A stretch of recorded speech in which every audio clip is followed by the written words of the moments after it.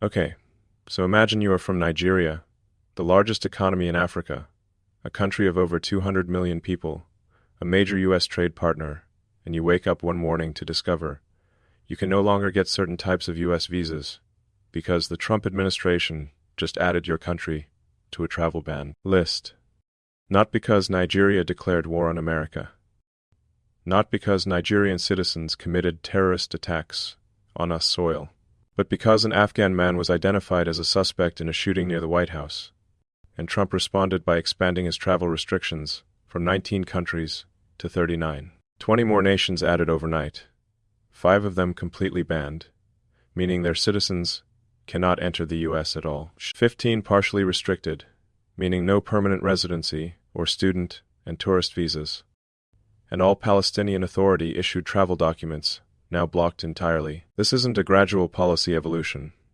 This is a president using one shooting incident to justify what he called permanently pausing migration from third world countries. And whether you support strict immigration control or think this is discriminatory overreach, you need to understand exactly what just happened, who it affects, and what the justification actually is. So today I want to break down the 3-tier structure of Trump's expanded travel ban. The original 19 countries from June and what restrictions they faced. The 20 new countries added in December and why they were chosen. The specific language Trump used about third world migration and what that signals about future policy.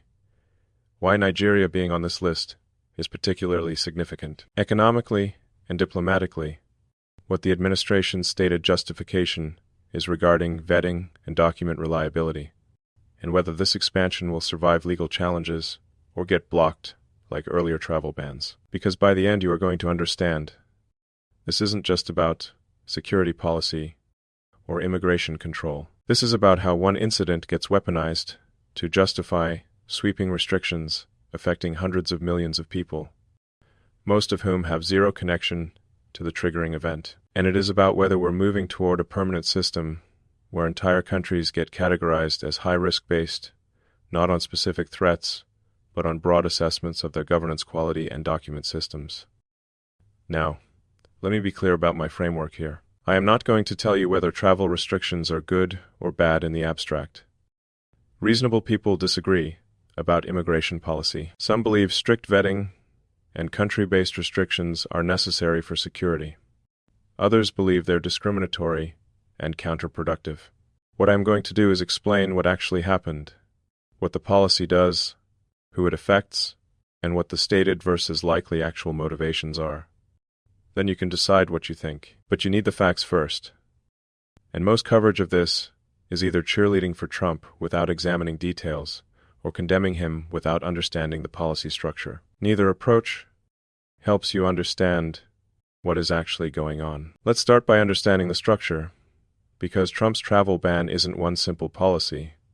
It is a 3-tier system with different restrictions for different countries. Tier 1. Complete entry ban. Citizens of these countries cannot enter the United States under any circumstances, with very limited exceptions for diplomats. The original June proclamation put 12 countries in this category: Afghanistan, Myanmar, Chad, Republic of Congo, Equatorial Guinea, Eritrea, Haiti, Iran, Libya, Somalia, Sudan, and Yemen. The December expansion added 5 more: Burkina Faso, Mali, Niger, South Sudan, and Syria.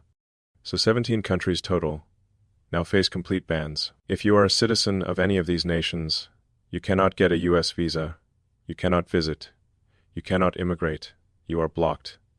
Tier 2, permanent residency and specific visa restrictions. Citizens of these countries can visit the U.S. on tourist visas potentially, but they cannot get green cards, student visas, or certain employment visas. The original June list had 7 countries here: Burundi, Cuba, Laos, Sierra Leone, Togo, Turkmenistan, and Venezuela. The December expansion added 15 more: Angola, Antigua and Barbuda, Benin, Côte d'Ivoire, Dominica, Gabon, Gambia, Malawi, Mauritania, Nigeria, Senegal, Tanzania, Tonga, Zambia, and Zimbabwe. So 22 countries total in Tier 2. You can visit short-term, but you cannot settle permanently or study long-term. Tier 3. Special document restrictions. The December expansion added a new category. Palestinian Authority issued travel documents are now completely blocked. This affects Palestinians in the West Bank and Gaza who hold PA documents rather than passports from other countries. This is significant because it is not country-based, it is document-based.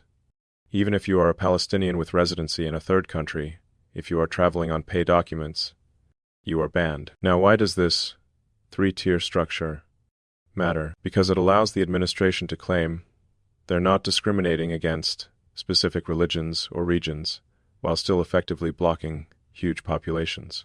They can say, we're not banning Muslims, we're banning countries with inadequate vetting systems, we're not banning Africans, we're restricting nations with unreliable civil documents. But when you look at the actual list, patterns emerge. Most of Tier 1 countries are Muslim majority. Most of Tier 2 expansion countries are African. The stated justification is security and document reliability. The practical effect is restricting immigration from specific regions and religions, while maintaining plausible deniability about discrimination. And here is what the administration says justifies these restrictions.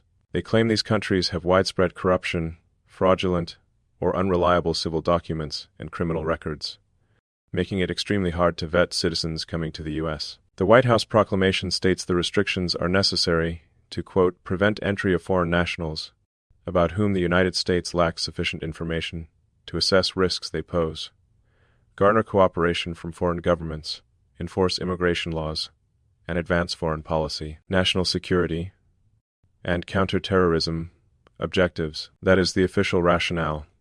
We can't trust documents from these countries, we can't verify identities, we can't assess criminal or terrorist backgrounds. Therefore, we must restrict or ban entry until those countries improve their systems. Now, is that rationale legitimate, or is it pretext for discrimination? That depends partly on facts, and partly on your priors about how immigration policy should work. Now let's talk about why this expansion happened when it happened. Because the timing and stated justification reveal a lot. On a Tuesday in December, there was a shooting incident near the White House involving 2 National Guard members. An Afghan man was identified as the suspected shooter. Within days, Trump announced the travel ban expansion, explicitly linking it to the shooting. He said he was permanently pausing migration from third world countries in light of this incident. Let's unpack that statement because it is doing a lot of work. First, permanently pausing, not temporarily restricting pending investigation, not enhancing vetting for specific threat categories. Permanently pausing, meaning indefinite suspension. Second, third world countries. That is not security classification language.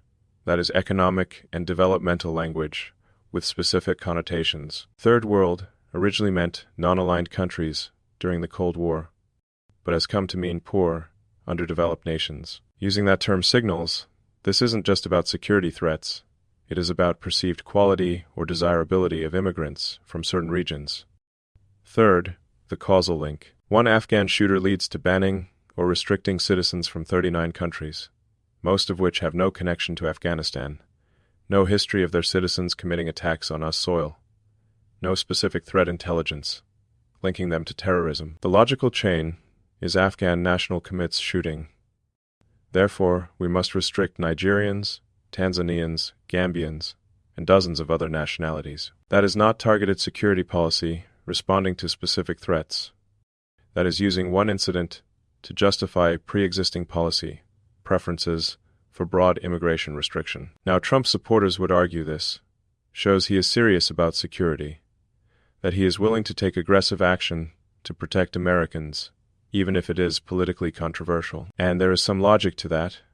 If you believe the best response to security incidents is maximizing restrictions, regardless of whether the restricted populations are actually threats. Trump's critics would argue this is racist xenophobia, using a shooting as pretext to ban people from countries Trump considers undesirable, with no evidence those populations pose threats. And there is logic to that too.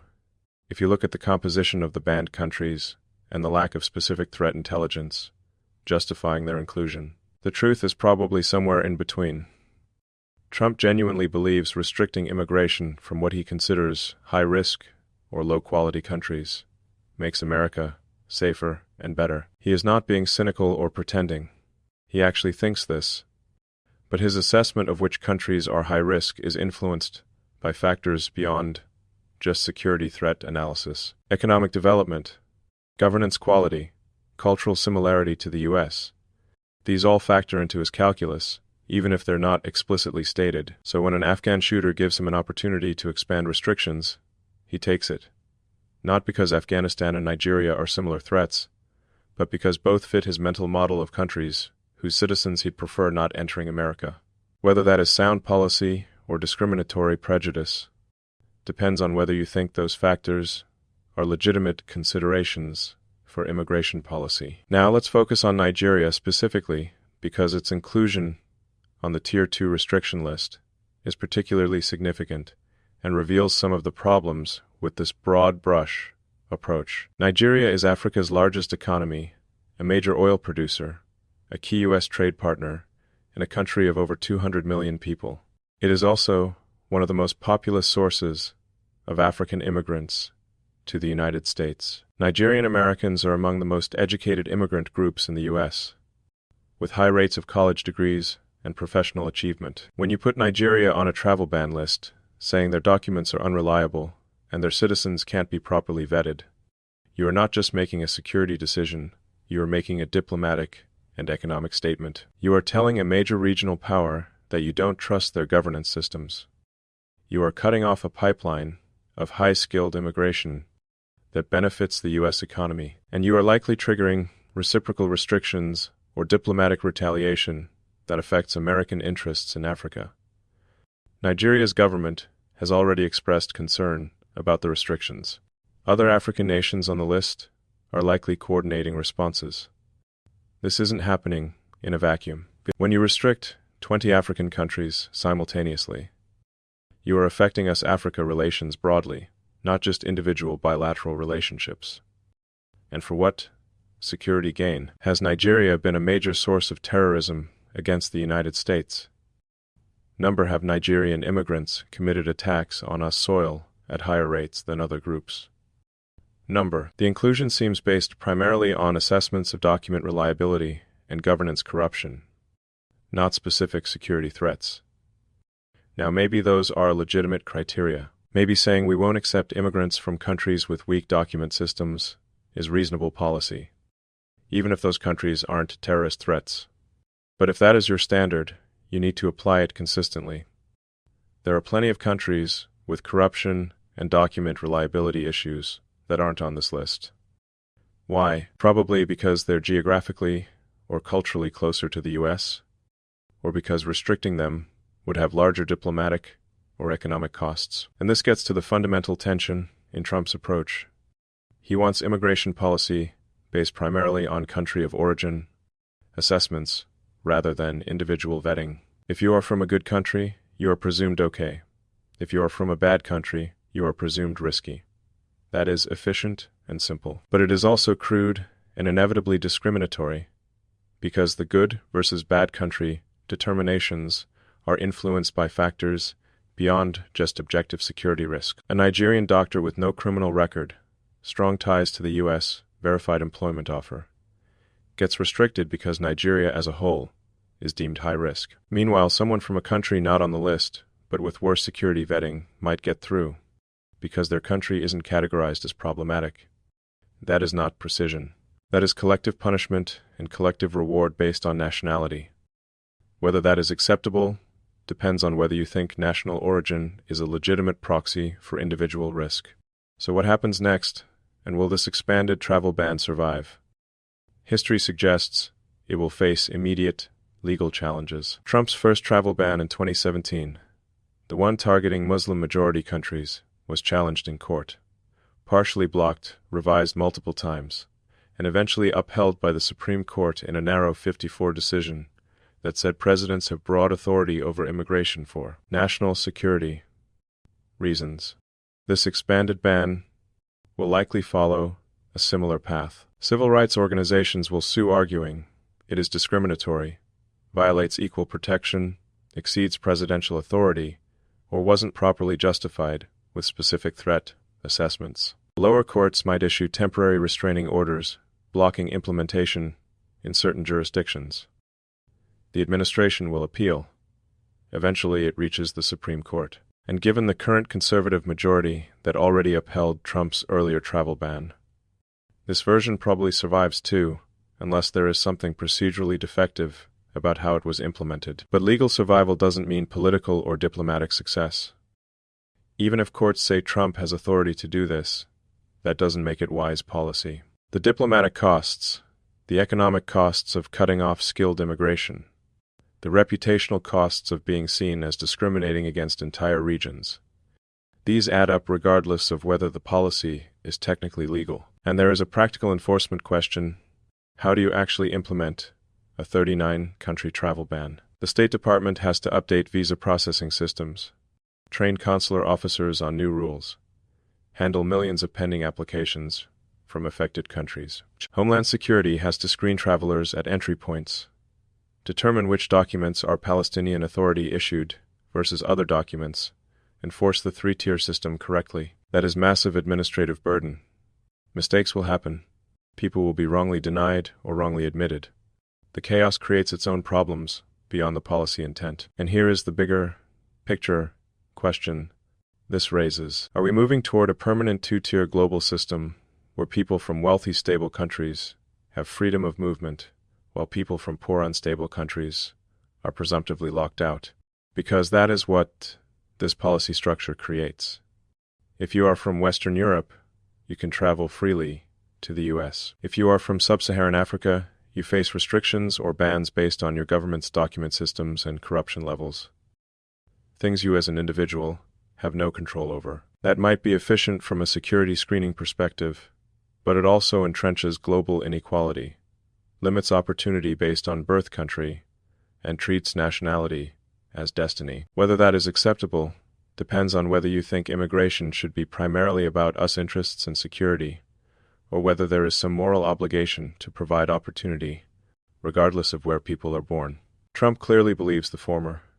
His critics believe something closer to the latter, and that philosophical divide isn't getting resolved anytime soon. What we're seeing is Trump implementing his vision aggressively, while legal and political opposition mobilizes to constrain it. The 39-country travel ban is the latest battlefield in that ongoing war over what America's immigration system should look like.